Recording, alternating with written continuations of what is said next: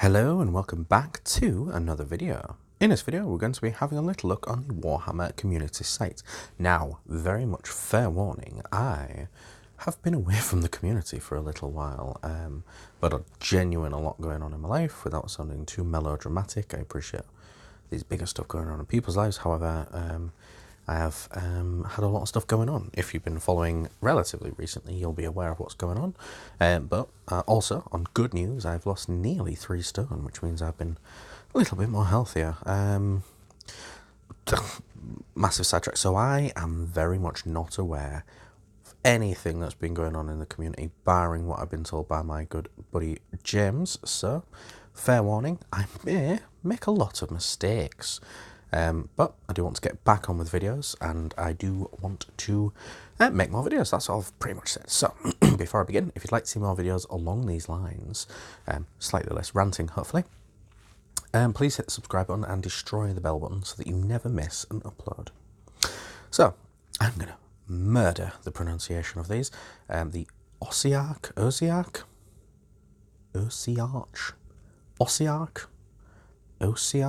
I'm gonna just do what I want. Ossiarch Bonereapers, 3 themed armies. So, I immediately look at these and I'm thinking, obviously Necron-esque, and I'm also thinking Tomb Kings. Feel free to scream in the comments down below of how stupid I am or how very accurate I am. Let's have a little read. So, Battle Tome Ossiarch Bonereapers is now on pre-order, meaning that in just a few days you'll have a chance to read it for yourself. This battle tome is packed with rules and inspiration for countless different armies, so we thought we'd give you some tips to help you get started. We've written 3 themed 2,000 point lists designed to offer a new collection opportunities, unusual playstyles and balance between tabletop effectiveness and thematic wackiness. They might not win you any tournaments, but we can guarantee they'll give you some memorable games. And here is some pretty pictures, as is what we normally get. So yeah, I'm getting a very, very, very Tomb King-y vibe, and very much more numerous current Necron-esque theme with these guys. And that's the guy from the 300 film, the king, the god king, I can't remember his name. It's clearly not him, evidently. I don't know what this thing is.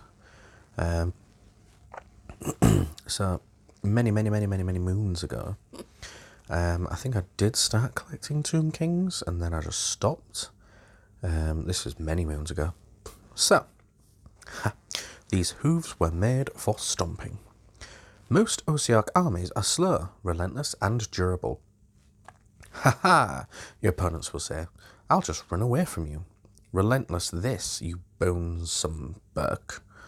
Because people say that all the time. They will then see you get this army list out and feel very sad for the choice of words, not least because bonesome Burke is a really weird thing to call someone. I like that they retracted that.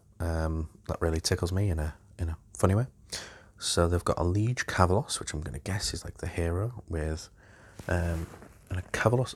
So I will not know what this is. It's 15 Cavalos Death Riders and another 15 Cavalos Death Riders. Then 5 Cavalos Death Riders, a Mortison Soul Reaper, Mortison Bone Shaper, and 6 Necropolis Stalkers. I think I'm doing really well with some of the names.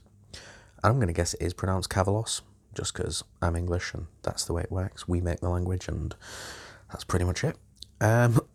Apologies to everyone who is very offended right now, but okay, who cares? This list is based around using loads of Cavalos Death Riders to crush your enemies on the charge by combining their Death Rider Wedge ability, which of course we're about to read. Can charge in a deadly arrowhead formation, so that's a really very small fluff bit. You can use this command ability when using Cavalos Death Riders. That includes a Mortek Hekatos, finishes a charge move.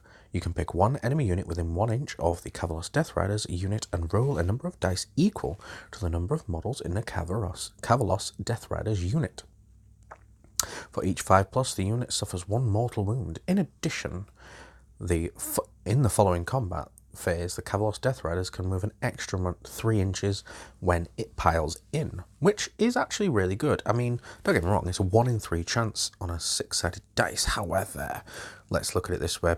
With 15 in a unit, I mean, assuming you both used 2 units to do it, you're probably going to get 4 mortal wounds, roughly, give or take. I mean, it could be more, could be less. Am I getting that right? So, no, I'm getting that way wrong. So, if we've got a 1 in 3 chance, good gosh, right? So if we roll 6 dice, you're going to get a chance of 2. So with possibly, let's say it was 12, let's say it was just 12 guys, right? 12 guys, you're going to get a possibility of 4. You could get like 8 mortal wounds and basically kill a lot of units just for charging them, which is actually really good in my opinion. Obviously, there's going to be some form of debt or tax to pay for this, I'm guessing. And then it says, Liege Champions, an ability from the Kavalos Lance Wall Scroll Battalion. The elite cavalry cohort strikes repeatedly at the weakest point in the enemy line. Units from this battalion can charge even when they retreated earlier in the same turn if they are wholly within 12 inches of the liege from the same battalion when the charge roll is made. In addition, once per turn, the Death Rider Wedge command ability for a unit from this battalion without spending a relentless discipline point to do so. Haha, there's the tax, I'm guessing. The relentless discipline point. I wonder what that is. I don't know. You'll be able to repeatedly wheel in and out of combat, dealing a deadly deluge of mortal wounds to your enemies. Swift, durable, and effective. This list is a really excellent choice for anyone to field an army of heavy cavalry. We've thrown in some Necropolis Stalkers for a quick moving chopping, plus Mortison Soul Mason and Mortison Soul Reaper for magical support. It's fast, it's fun, and it's even not that many models to paint.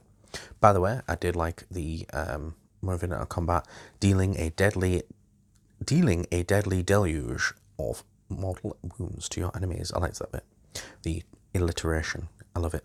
I'm just a sucker for a alliteration. Tremendous trebuchets, again, tickles me. In Warhammer Age of Sigmar, there is something special about shooting. Money can't buy the kind of bliss that comes from deleting your enemy's ultra-tooled-up combat character before they had a chance to swing their magical sword. But it can buy Mortec crawlers, which are essentially, good gosh, offer the same thing. Mortison Soul Mason, 20 Mortec Guard, 20 Mortec Guard, 20 Mortec Guard, and then Mortec Crawler, Mortec Crawler, Mortec Crawler, Mortec Crawler. So I'm going to guess these are basically trebuchets, and some are basically like a blocker unit, I would guess, to protect them. This list is really, really simple. Using 4 Mortec Crawlers, you'll be able to devastate enemies with a hail of firepower from across the board. A few units of Mortec Guard to stop anyone from getting in the way of your long-range devastation of their army, while Mortison Soulmason hands out the rerolls of 1s to hit. Sounds pretty 40k-ish to me, but well, not a big deal. It's just a game, really, isn't it? Apologies. No one says it's just a game. Soul Guide. The caster empowers and focuses the souls to animate a nearby regiment of Ossiarch Bonereaper warriors. Soul Guide is a casting value of 6. If successfully cast, pick 1 Ossiarch Bonereapers unit with it wholly within 24 inches of the caster. That unit is visible to them. You can reroll hit rolls of 1 for attacks made by the unit until your next hero phase, which is good, but obviously it will be just 1 unit, so per guy, I'm going to guess, unless you can cast 2 spells, but can you cast the same one? I can't remember. Please tell me in the comments down below. Also helpful. Explosive Recycling. On paper, this list is fairly sensible, balanced army. In practice, it is a flaming descent into the Shyish Nadir itself, a ghost train made of hate and fury. Help. Your enemies will cry, I want to get off Mr. Arkan's wild ride. No, you will say, before detonating another unit of Mortec Guard on a precious character. This list uses relatively few moving parts to make an effective grinder. Enemies will be forced to fight off your Mortec Guard, resulting in getting prodded with spears, incinerated by explosions, and prodded with more spears by the Mortec Guard comeback. I do like that. Sorry, again, this is me going on about language again, but sorry, I'm getting really, really tickled by this. I want to get off Mr. Arkan's wild ride. No, you will say. I can just imagine someone doing it, that's why it's making me laugh. Apologies for my descent into madness. So we've got Arkan the Black, Mortarch of Sacrament. I'm guessing he's a special character and possibly a special version of a thingy. I'm going to guess it's a multi-part kit that you can then use to build other things. That's just a guess. Bone Tithe Shrieker. Yes, Bone Tithe Shrieker. That's obviously a terrain piece that they're putting in for this. 40 Mortec Guard, 10 Mortec Guard, a Liege Cavalos, Gothizar Harvester, and another Gothizar Harvester. So I kind of like the model. Literally, by the way, this is the first time I've seen it, so I'm literally reading this as I'm reading it. I've not seen it before. This list functions around the Crematorian's ability. Read about in our sub-faction preview. Arkan's now improved Mortarch of Sacrament rule. Arkan is the most trusted of Nagash's followers, and as such, knows the secrets of his unholy necromantic race. At the start of your hero phase, if this model is on the battlefield, you can pick up to 4 different friendly summonable units or friendly Ossiarch Bonereaper units in any combination that are wholly within 24 inches of this model, and for each of those units you can either heal up to 3 wounds allocated to that unit, or if no wounds have been allocated to yet, you can return a number of slain models with that unit combined with a combined wound characteristic of 3 or less. So that's pretty good, but obviously you've still got to get within 24 inches. So, you know, I mean, obviously in deployment it's going to be really resilient, definitely.